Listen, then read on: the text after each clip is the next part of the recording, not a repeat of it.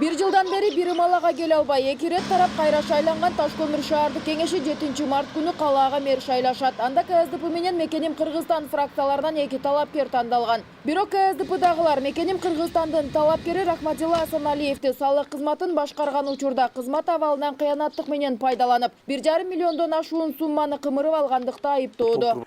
Бул Асаналиев келинчегинин атынан 2012 жылы Ротто кышы ЖЧК ишканасын ачкан экен.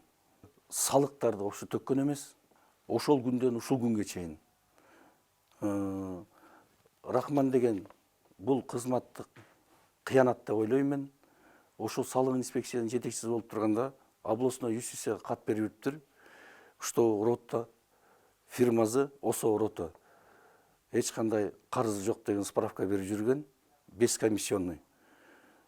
Лицензиясын ликвидировать ettiriп коюптур. Азыркы убакта карызы 1 миллион 690 миң болуп атат. Ошондой эле анын бул жорук үчүн кылмыш иши да козголбой, кызматынан гана четтетилген. Ага улай Асаналиевдин ак үйдө калкалоочусу бар экендиги да кошумчаланууда. Мындан улам коррупцияга малынган мындай талапкер Ташкөмүр шаарына мэр болуп келүүгө татыксыз деп турушат. Бул азыр мэр болуп бийикке келе турган болсо, бул кантип эл ишенет? Кандай болуп элди башкарат? Кичинекей салык инспекциясы мынтип иш тапыра албагандан кийин. Мынаке Кубатбеков Жалгаш деген мынушулар саясий неме болуп туруп 4-5 кишинин гана оюну болуп атат берде. Элди бөлүп жарып, элди өзүнчө койбостон мына бөлүп жарып туруп, мына үстүртө мындай болуп атат. Ошон үчүн биекте жалаң коррупционер 4 деле кишинин саясаты болуп атат бердечи. А эл кыйналып атат биякта. А бул 4 кишинин бардык жерлерди да бөлүп алган, зданияларды да бөлүп алган и мынтип крупный сумма артынан чыгып атат.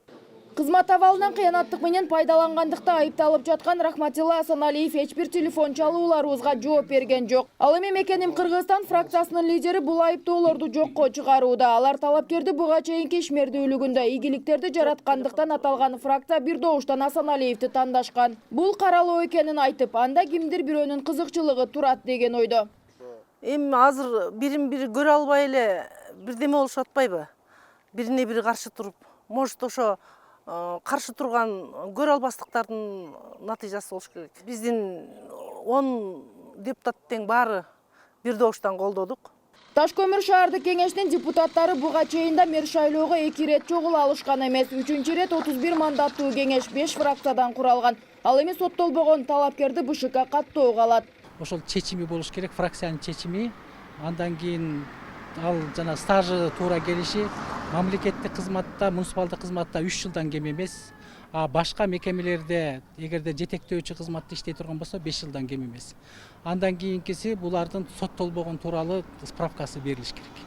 Бирок шаардык кеңештин мындай саясатынан калаа тургундары эч акта жап бүтүшкөн. Алар учурда Ташкөмүр шаарында көрүнүктүү иш жүрбөй, саясий кризис пайда болгонуна кабатыр. Мындан улам жеке кызыкчылыгын унутуп, иш билги мэр келсе деп турушат. Бул эми элге зыян деп ойлойм да.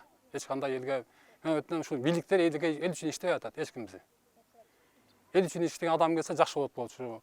Ушу заводдор иштесе, шахталар иштесе, кайта жардам болсо деген простой элдерге. Белгилей кетсек, өлкөдө өткөн жылы 21 айылдык кеңеште мөөнөтүнөн мурда добуш берүү уюштурулган. Ал эми экинчи тараптын да ой пикири болсо эфир аркылуу чагылдырууга даярбыз. Нурзат Көчүмкулова, Руслан Абдумиталип уулу, Нур Ньюс, Жалал Абад.